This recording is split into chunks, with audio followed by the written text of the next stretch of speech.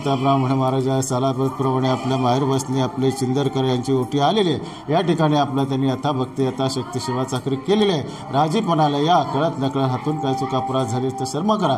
आजपर्यंत जशी आपल्या माहेर बसणीचं राखण रखवाली ठेवली, त्यांच्या घरादारावर राखण ठेवलीस, त्याप्रमाणे यापुढे ठेव। त्यांच्या मुलाबाळांवर कृपेची पोखरण ठेवून या ठिकाणी जो काय उद्योग व्यवसाय नोकरी धंदा करतात त्यामध्ये यश दे, बरकत दे, शिरासवाशे मिळून दे। आजपर्यंत आपले माहेर बसणीची सेवा चाकरी पावन करून घेतली, आपली राखणीला सामील झाला, त्याप्रमाणे यापुढे आजपर्यंत नवसाला पावसा सेवेला धावतोस, नवसाला पावतो, त्याप्रमाणे यापुढे सेवेला धाव, नवसाला पाव। केलेली चाकरी पायाजवळ रुजू करून घे, ये जे शिवा चाकरी करून घे। बाबा देवा स्वामी समर्थ ब्राह्मण महाराज संतोष गोडेकर सालाबाद प्रमाण मानाची ओटी आलेल्या नजरानं आलेल्या 5 केळीचा फणा या ठिकाणी गोड पदार्थ ठेवून यथाभक्ती यथाशक्ती तुझी घडीवर सेवा केलेली आहे। राजीपणाला कळत नकळत हातून काय चूक अपराध झाली क्षमा करा, कुटुंबाचं कल्याण करा। जी मुलं आपले शिक्षण घेतात शिक्षणाला उज्ज्वल यश द्या, पुढे आपला जो उद्योग नोकरी धंदा करतात त्यामध्ये यश द्या, बरकत द्या, शिरासवाशे मिळून द्या। सौभाग्यवतीचे आपल्या जे काय आपल्या शरीर स्वास्थ्य आहे त्यामध्ये ठणठणीतपणा आणून द्या। काही उणीवा असतील शरीर स्वास्थ्यामध्ये तर आपले ते पूर्ण भरून काढा। आजपर्यंत राखणीला सामील झाला, सेवेला धावला, नवसाला पावला, त्याप्रमाणे यापुढे नवे सेवेला धावा, नवसाला पावा। केली चाकरी पायाजवळ रुजू करून घ्या रे महाराज।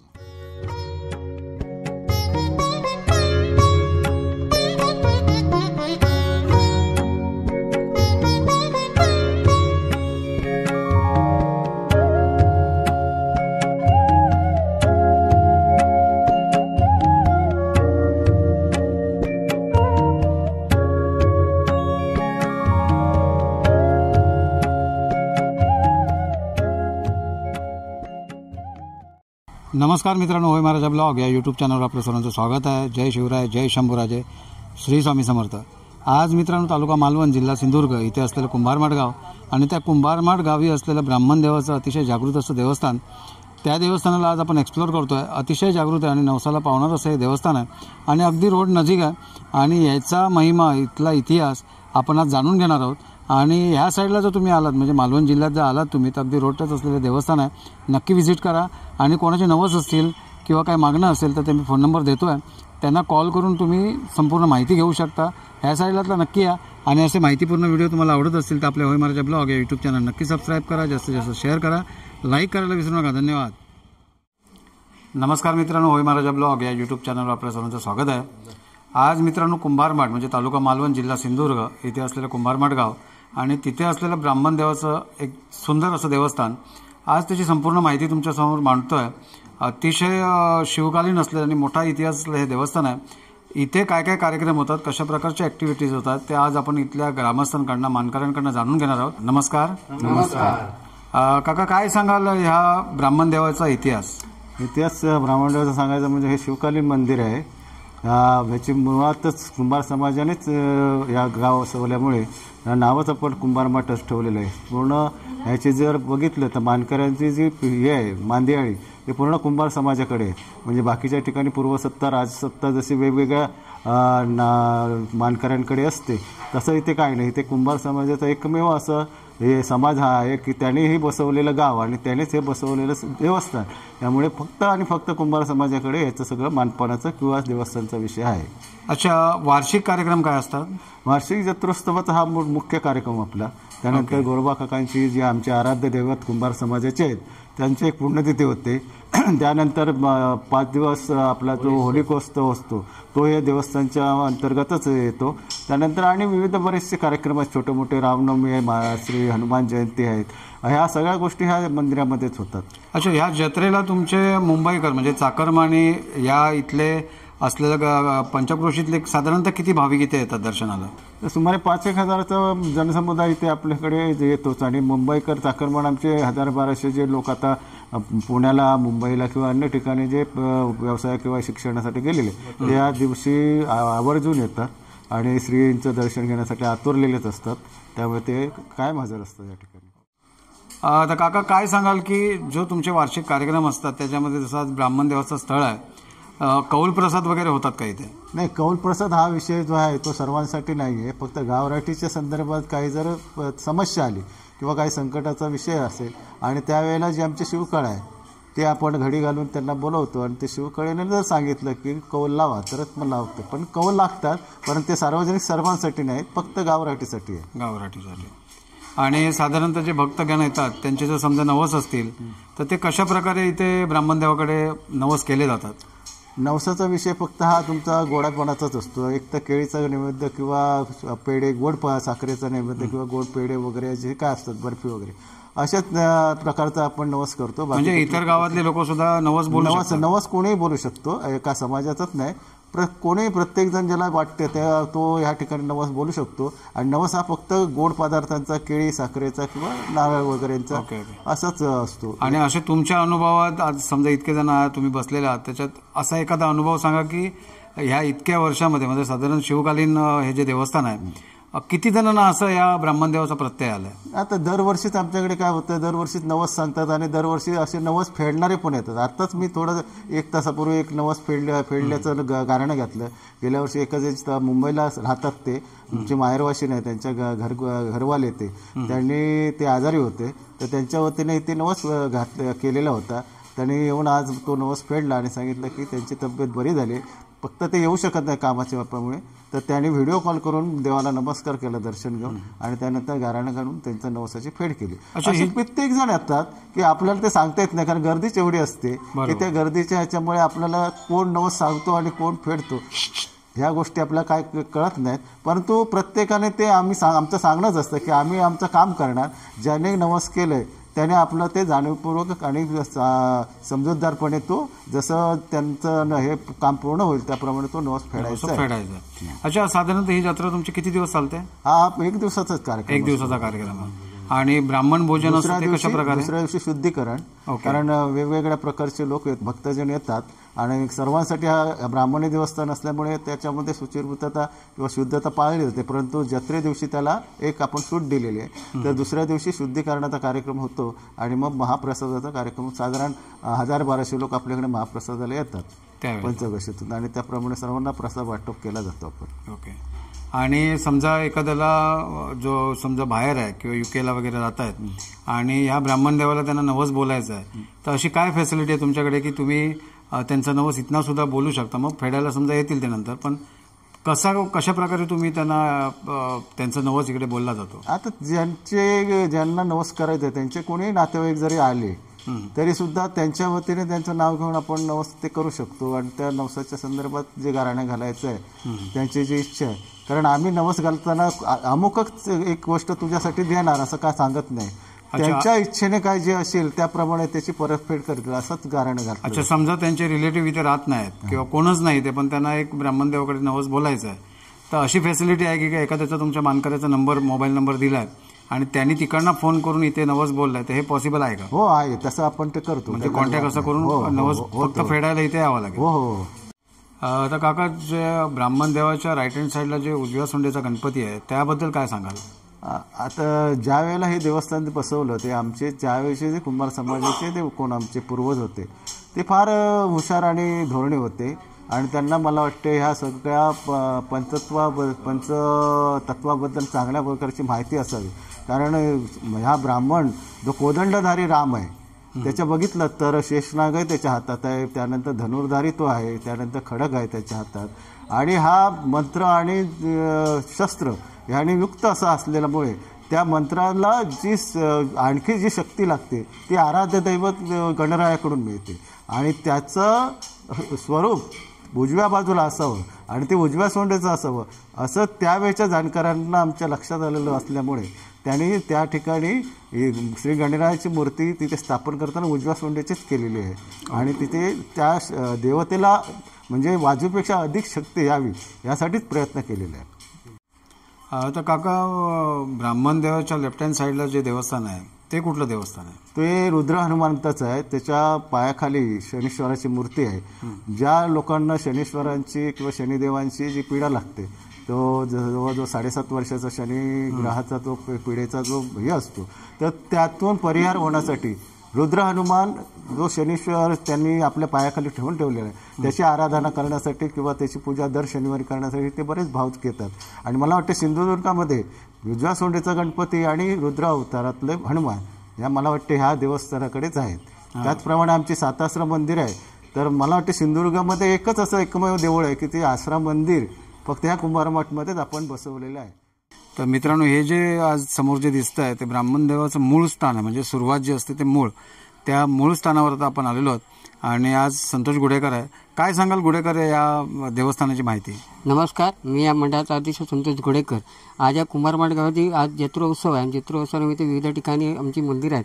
हे मूळ आदिस्थान आहे गुमटी म्हणून, आणि इथून सुरुवात ही मोठं जीर्णोत्सव झालेला आहे. त्याच्यानंतर बाजूला पण विहीर आहे गंगाजल. ह्या गंगाचं विहीर मूळ स्थान म्हणजे ह्या ब्राह्मण देवाच्या पायाकडून, अच्छा, हे पायाकडून मुखाकडून तिथं खालं पाण्याचा झरा आहे. आणि दर 12 वर्षाचे 12 महिने त्या विहिरीला पाणी असतं. ह्या विहिरीला हे बघा मित्रांनो, साधारण किती खोल असेल ही विहीर? इथं 35 फूट आहे. 35 फूट? 35 फूट म्हणजे वर्षाचे 12 महिने पाणी असतं. आणि म्हणजे ग्रामस्थांसाठी किंवा गावात वापरलं जातं की फक्त मंदिर? ही मंदिरातही असलेली आणि गावातील असलेले इथे ग्रामस्थ आहेत. हे पाण्याला इथे पाणी नेतात. Okay okay. सांगायचं झालं तर एक ब्राह्मण देवाची जागृती आहे. आणि जागृती म्हणजे मोठं वादळ झालं, भयान वादळ झालं होतं. ह्या भयान वादळामध्ये ह्या एवढाचं झाड दिसतंय, ह्या आहे समजला हेळ्याचं, आणि पूर्ण हेळ्याचं झाड पूर्ण मंदिरावर होतं. आणि मंदिरात त्या कळसावर ते झाड टेकलं, पण कुठल्याही प्रकारचं नुकसान नव्हता, कुठल्याही प्रकारला इजा नव्हता. हे 3 दिवस ते झाड तिथे होतं, पण कोणालाही तिथे मंदिरालाही धोका पतला नाही, कुठलाही नुकसान झालं नाही. ही आश्चर्याची गोष्ट म्हणजे ब्राह्मण देवाचं जागृत देवस्थान आहे. तुम्ही आवर्जून या मंदिरात या आणि आवर्जून दर्शन घ्या, आवर्जून आपली इच्छा परिपूर्ण करा. तर मित्रांनो, आज जे कुंभारमाठ गाव आहे आणि तिथे असलेलं ब्राह्मण देवाचं स्थळ आणि इथे असलेलं 7 आसरा देवी, या मंडळाचे अध्यक्ष संतोष गुडेकर या साहेबांना आपण विचारूया की या 7 आसरा म्हणजे काय? 7 आसरा म्हणजे ते पारंपरिक असं 7 आसरा म्हणजे पहिली मंदिराची छोटी मूर्ती होती, त्याच्यानं ती नवीन मूर्ती आहे आता. त्याप्रमाणे पूर्वीपासून ते 7 आसरा मंदिर म्हणजे आपल्याला माहीत असेल की वार्षिक जत्रा असतो त्या दिवशी पण तो घोटी भरणारा कार्यक्रम असतो, आणि त्या दिवशी ह्याची घोटी भरली जाते. आणि तसेच श्रावणामध्ये दर मंगळवारी, श्रावणातले 4 मंगळवार असतात, त्या मंगळवाराला पण घोटी भरली जाते. इथे काही स्पेशली कार्यक्रम होतात? इथे स्पेशली कार्यक्रम म्हणजे होळी उत्सव असतो, त्याच्यानंतर विविध सांस्कृतिक कार्यक्रम पण असतात. गुरुबापून येतो त्या दिवशी पण सांस्कृतिक कार्यक्रम वगैरे असतात. तर मित्रांनो, आता आपण जातो आहे महापुरुषाचं मंदिर आहे, जे मूळ स्थान असतं. आज गुडेकर साहेब वेळात वेळ काढून आपल्याला संपूर्ण माहिती देत आहेत. ह्या देवस्थानाबद्दल सुद्धा आपण जाणून घेऊया.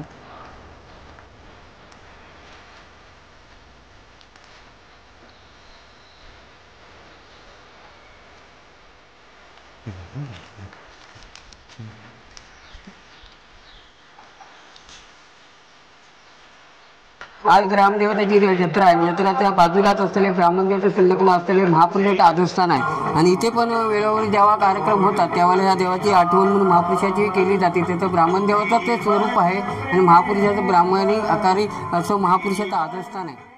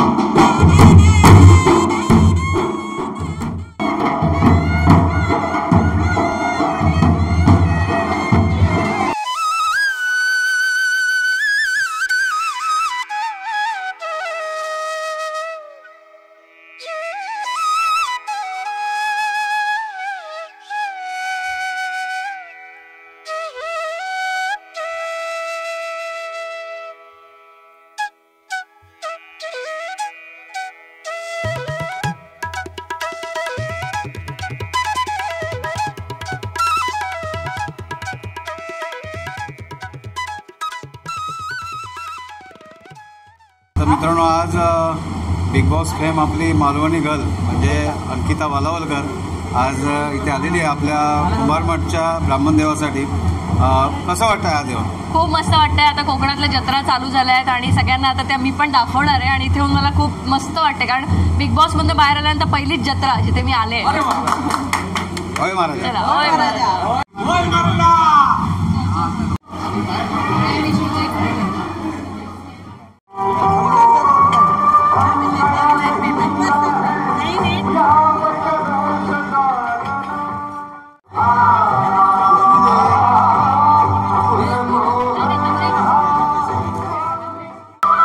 हा खरा आमचा कोकणी मेवा आहे आणि हे सगळ्यात माझं आवडतं आहे. साखरेचं खाजं हे मी आवर्जून घेते कुठच्याही जत्रेमध्ये गेल्यानंतर. आणि मी गेल्या वर्षी यांच्याकडनंच घेतलं होतं, त्या वर्षी पण यांच्याकडनंच घेतलंय आणि मी सुतारपेढी पण घेतली आहे. थँक्यू.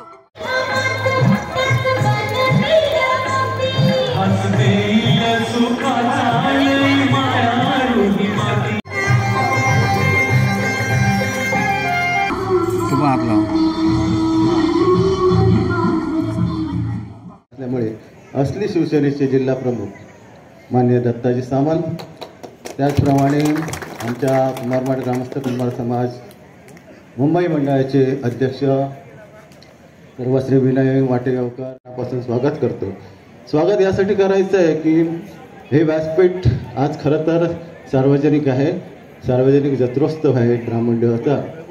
परंतु काल जो विजयोत्सव इथे साजरा करण्यात आला, 10 वर्षाचा जो विकासाचा बॅकलॉग होता तो कुठेतरी आपल्याला पुढे न्यायचा आहे. हा सिंधुदुर्ग विकासापासून कुडाळ मालवण मतदारसंघ हा विकासापासून जो काही 10 वर्षासाठी पाहिजे तेवढा आपल्याला अपेक्षित असलेला विकास साधू शकत नव्हता. तो विकास साधायचा असेल तर एक नाव आपल्या पुढे आलेलं होतं आणि ते चॅलेंज आपण सर्वांनी स्वीकारलं आहे आणि त्याचं त्या मुहूर्त स्वरूप आपण काल 23 तारखेला दिलं आहे आणि सन्माननीय निलेशजी राणे साहेब या ठिकाणी आमदार म्हणून निवडून आलेले आहे. त्याचं खरं श्रेय जर कोणाला द्यायचं असेल तर फक्त आणि फक्त सन्माननीय दत्ताजी सामंत यांनाच द्यावं लागेल. कारण त्या व्यक्तीने दिवसरात्र तळमळीने जे काम केलं आणि आपली म्हणजे ज्या म्हणतात की अर्जुनाचा रथाचा सारथी बनण्याचं काम जे कृष्ण म्हणून महाभारतात श्रीकृष्णाने केलं, तसंच निलेशजी राणे यांच्या निवडणुकीच्या रणांगणावर त्यांच्या रथावर सारथीचं काम दत्ताजी सामंत यांनी करून हा विजय या ठिकाणी मिळवून आणलेला आहे. खरं तर त्यांचं कौतुक करावं थोडं आणि तो कौतुक सोहळा पार पाडण्यासाठी तिथे आलेलो आहे. दुसरं म्हणजे कुंभारमाड ग्रामदेव श्रीदेव ब्राह्मणदेव अजय या ब्राह्मणदेव जत्रोत्सवाच्या निमित्ताने व्यासपीठावर उपस्थितलेले मुंबई मंडळाचे अध्यक्ष आदरणीय वाटेगावकर साहेब, या गावच्या प्रथम नागरिक सरपंच वाटेगावकर मॅडम, माझे मित्र पालवण पंचायत समिती उपसभापती आदरणीय मधुकर चव्हाण, आमचे सडविलकर वाटेगावकर, माजी सरपंच भोगावकर, या गावचे उपसरपंच जीवन भोगावकर, व्यासपीठावर सर्व मान्यवर मंडळी, प्रमोद भोगावकर, सर्व ब्राह्मण देवाचे भाविक मंडळी, बंधू भगिनी. आज ब्राह्मण देवाचा जत्रोत्सव हा राजकारणाचा काही विषय नाही, परंतु या सामाजिक काम करत असताना तशी आपली परंपरा आहे की डिसेंबराला काय प्रत्येक गावामध्ये आपल्या देवालयामध्ये वार्षिक चालू होतात. दशावतार मंडळी येऊन आपलं एक कर्तव्य बजावतात आणि कित्येक वर्ष ही वार्षिक चालू आहे. त्या वेळीपासून त्या गावातले जी काय लोकल जे मानकरी आहेत त्या मानकऱ्यांकडून जी काय देणगी देतात त्या देणगीमध्ये कुठलंही वाद न करता हे सर्व दशावतार कंपनीचे जे कोण मालक असतील ते प्रामाणिकपणे सेवा बजावून घेऊन जात असतात. कधी महागाई एवढी झाल्या एवढे पैसे दिले पाहिजे परवडत नाही, ते पण आपलं कर्तव्य एक देवाकडे आपली सेवा व्हावी, आपण देवाकडे बांधील आहोत त्या भावनेतून येऊन करतात. ही पूर्वंपार परंपरा चालू आहे. त्याचाच भाग हा ब्राह्मणदेवाचा उत्सव आहे. कुंभारमाड समाज मंदिरात जरी कुंभारमाड समाज जाता जरी असला तरी प्रत्येक वेळा मी बघितलं तर वेगवेगळे उपक्रम त्या ठिकाणी होतात. रक्तदान शिबिर असो, आरोग्याचा कुठलाही विषय असो, तिथे कुठला पक्ष जात धर्म बघितला जात नाही. ती जागा एक समाजासाठी, सर्व समाजासाठी या समाजाने उपलब्ध करून दिलाय. खरोखर अतिशय चांगला त्या ठिकाणी उपक्रम या समाजाने करून दिला. कारण कुंभारमाठ आमची आता व्याप्ती वाढली, परंतु ह्या कुंभारमाठमध्ये कुंभार समाजामध्ये इथली जी काय 12-5 म्हणाल तर ब्राह्मणदेव असेल, गरीबमध्ये असेल, किती इथले महापुरुष असतील, 7-18 असेल, ही सगळी देवालयाची पारंपरिक काही रीती जे पूर्वजांनी जे घालून दिले ते आजही कुंभार समाजच करतो. आणि हा समाज समाज न चुकता त्या वेळी त्या तिथीला जाऊन आपला वेळ देऊन खर्च करून करतात. म्हणून या सर्व कुंभार माठ या गावी जे जे लोक येतात, काही व्यवसायानिमित्त येतील, काही नोकरीनिमित्त येऊन राहत असतील, या सर्वांना सुख समाधान त्यांचं आरोग्यातील सगळं हे देवालयात ही 12 संरक्षण करतात. आणि संरक्षणाची जबाबदारी हे कुंभार समाजच घेतो असं माझं म्हणणं आहे. त्यामुळे कुंभार समाज किती मोठा असण्यापेक्षा ते जे मन आहे ते सगळ्यात मोठं आहे. कधी त्यांनी वार्षिक उत्सवामध्ये कधी कोणाला एवढे लोक जमली तर तुम्ही अमुक द्या, एवढी देणगी द्या, कधी त्यांनी सांगितलं नाही, कोणाकडे पुस्तके घेऊन फिरली नाही. जे काय आहे ते मुंबई मंडळ आणि कुंभार ग्रामस्थ मंडळ यांच्या माध्यमातून आजपर्यंत माझ्या माहितीप्रमाणे सातत्याने करत आहेत, याही पुढे करतील. हे जे काय सामाजिक उपक्रम ते राबवतात ते पुढे नेण्याची आमच्यासारख्या सर्वच पक्षातील नेते मंडळींची जबाबदारी आहे. त्यामुळे मी ज्यावेळी मला या प्रमोद भावापुरे यांनी सांगितलं, तर मी जेव्हा मदत केली तेव्हा मी त्याला एक शब्द दिला की पूर्णत्वात नेईपर्यंत मी तुमच्या बरोबर राहील. कारण जी वास्तू आपण ज्या भावनेतून या ठिकाणी उभी केली ती भविष्यात तशीच उभी राहिली पाहिजे. भविष्यात प्रत्येक समाजाला त्याचा उपयोग झाला पाहिजे. या उद्देशाने तुम्ही जे काम केलंय ते कामाला आपल्या सर्वच जणांनी आपण हातभार लावला पाहिजे. सामाजिक जे उपक्रम आहे तिथे राजकीय वस्त्र बाजूला ठेवून एकत्र येऊन जर आपण काम केलं तरच गावातील विकास होऊ शकतो. आता जीवन बाबावर यांनी सांगितलं की 10 वर्षाने परिवर्तन झालं. विजयी होणं सोपं असतं, पण विजयी न झाल्यानंतर सातत्य टिकवणं कठीण असतं. काल आम्ही 23 तारीखला जिंकलो, पण ज्या विषयावरती आम्ही वैभव नाईक यांनी 10 वर्षात काय केलं नाही ते सांगून जिंकलो. अर्थात ह्या 5 वर्षामध्ये आम्हाला तशी वेळ दुसऱ्यावर येऊ नये याची सुद्धा जबाबदारी आमच्या सर्व मंडळीची राहते. का दुसऱ्याला वाईट म्हणून आपण कधी बरा होत नाही आणि दुसऱ्याने आपल्याला टीका केली म्हणून आपण वाईट होऊ शकत नाही, असं माझं स्वतःचं म्हणणं आहे. तुम्ही समाजामध्ये चांगलं काम केलं लोक चांगलंच म्हणतात. तुम्ही चांगल्या ते सांगायची गरज लागत नाही, ते कामातून दाखवावं लागतं. त्यामुळे कुंभारमाठमध्ये जे जे शब्द आम्ही या इलेक्शनला दिले ते मी ब्राह्मणदेवाच्या साक्षीने सांगतो, वर्षाच्या आत ते पूर्ण असतील. 5 वर्ष पण लागणार नाही. कारण ज्या विश्वासाने आपण माणसांना शब्द देतो आणि विश्वासाचं ते नातं टिकतं ते कोणीही कधी पैशाने सुद्धा तोडू शकत नाही, अशी माझं स्वतःची समज आहे. आज आपण सर्वजण या ब्राह्मणदेवाच्या उत्सवाला आला.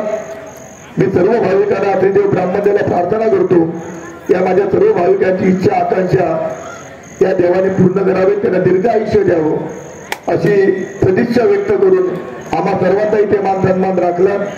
कारण एखादी गोष्ट केली म्हणून त्याचा सत्कार केला पाहिजे असं मुळीच नाही. कारण मी सुद्धा सकाळी माझ्याजवळ आले, पण तुम्हाला वाईट वाटणार म्हणून मी या ठिकाणी आलो. कारण आपण जे करतो ती आपली एक जबाबदारी आहे. आणि परमेश्वराला आपण म्हणतो आपण या मंदिराला देणगी दिली, त्याला मदत केली, अमुक ठिकाणी केलं. आपण कोणी नसतो, परमेश्वर आपल्याकडून करून घेत असतो. आणि परमेश्वरच आपण सन्मार्गाने चांगलं जेव्हा करतो तेव्हा परमेश्वरच त्याच्या पाठीशी गंभीरपणे उभा राहतो. आणि ज्यावेळी आपल्याला स्वतःला स्वार्थ निर्माण होईल तेव्हा परमेश्वर दुसरे व्यक्तीची निवड करतो. हे समीकरण आहे. त्यामुळे देवाला मदत करणारे आपण कोण नाही, सामाजिक उपक्रमाला मदत करणारे आपण कोण नाही. त्याच्यासाठी परमेश्वरांची रचना केलेली असते आणि तसं तो परमेश्वर काम करून घेत असतो. एवढं माझं ठाम मत आहे. या ठिकाणी वालावकर दशावतार कंपनी या ठिकाणी नाटक आहे. खरोखर अतिशय चांगली नावाजलेली जुनी कंपनी आहे. हे नाटक आम्ही लहानपणी जेव्हा समजत नव्हतो त्यावेळी सुद्धा शेतीच्या मेरीवरती बसून हे नाटक आम्ही या ठिकाणी येऊन पाहत होतो. आणि खरोखर हे जे काय बाबीदार लोकांची कंपनी आहे ते नटसम्राट म्हटलं पाहिजे. ज्याने दशावतारांची जी उंची जशी राणेसाहेबांनी या सिंधुदुर्गाची मालवणची जेव्हा निवडून आले जेव्हा या महाराष्ट्रामध्ये आणि देशामध्ये जीवन जगामध्ये ओळख करून दिली. सिंधुदुर्ग म्हणजे कोण, मालवण म्हणजे कोण तर नारायण राणे, तशीच कैलासवासी बाबी नालम यांनी दशावताराची ओळख या संपूर्ण देशाला ओळख करून दिली, देशाच्या पलीकडे नेली. त्यांचं नाव आहे ते बाबी नालंग म्हणून आहेत. नंतर दशावतार घडले, वाढले, कितीतरी कंपनी झाले, पण दशावतारात खरा जी ओळख आहे ती बाबी नालंग यांनीच निर्माण करून दिली. त्यामुळे त्यांच्याच कंपनीचं या ठिकाणी नाटक आहे, त्यांना पण मी शुभेच्छा देतो. नातो जय हिंद, जय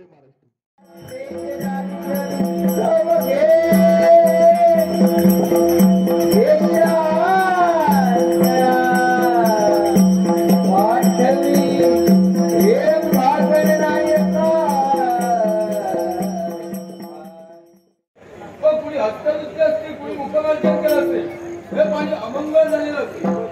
याच्यासाठी असं बघतो अनेक कशाचा हो परिश्रमी लागला मध्यांतरी माझ्या रमेश पुष्कळचा तो प्रथम सांगतो.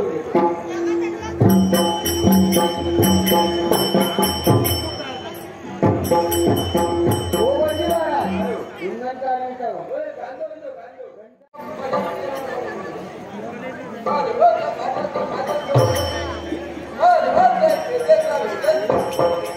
भटजी महाराज माझं समजलं वेळेचं भावाचं